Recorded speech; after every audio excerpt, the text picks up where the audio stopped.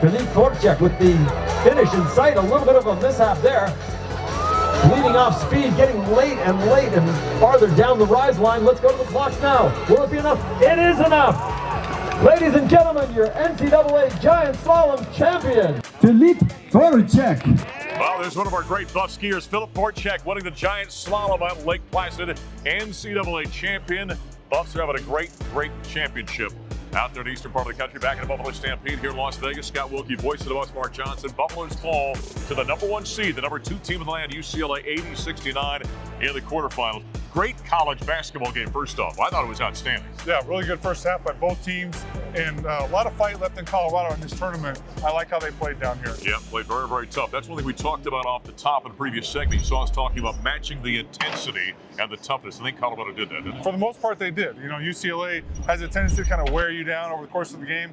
In the last 6 to 8 minutes, that's when they take control sometimes, and that's kind of what happened today. You know, every once in a while we're right on when we prognosticate about what the keys are for a team against another team. Colorado, we said, had to shoot well.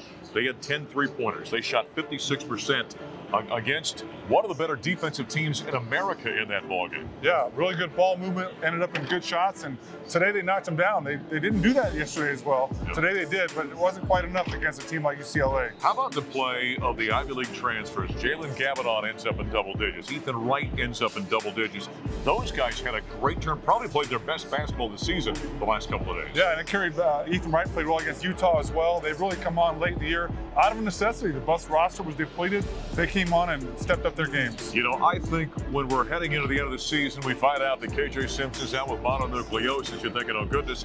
I think the story really the last 3 games of the season has been the play of Julian Hammond. He had 21 points yesterday. He was in double digits again today. Kept his turnover numbers down, orchestrated the offense outstandingly. Played really well against high-level competition, kept his poise throughout the tournament, you know, under a lot of pressure. I really like what he did late in the game. But the Buffaloes do lose in the quarterfinals to #2 ranked UCLA, 80-69. And afterward, we heard from head coach Tad Bull. It got a little heated towards the end of the ballgame.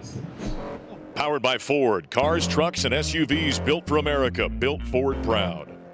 Yeah, first of all, let's credit UCLA. They're a hell of a team. They played well tonight. They made plays down the stretch like they usually do, and they beat us. I was really proud of our guys' fight and the way they scrapped, and I believe in this team a lot, and I was really pleased with our effort.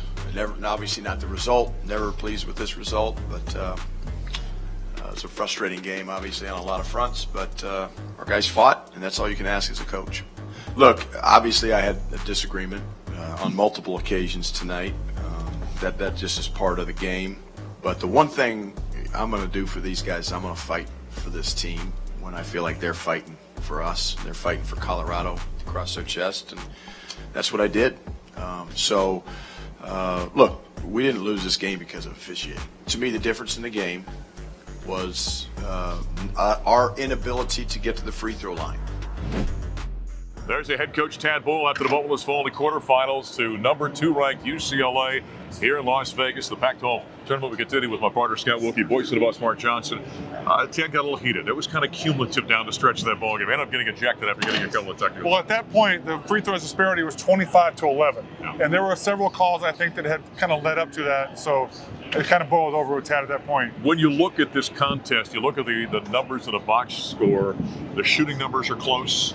The three-pointers are close. The turnovers were not a huge disparity. Rebounding was relatively close. It really came down to free throw attempts. Buffaloes had 11. UCLA had 31. They were plus 17 points from the foul line. Yeah, that's tough to overcome that. And Colorado, I thought, had a lot of fight. And the thing is, UCLA, the way they play defense, a lot of swiping and calling up the balls. You would think they would end up with more fouls, but that's not how it turned out. Yeah. And I'll let Buff Nation kind of discuss that topic, by the way.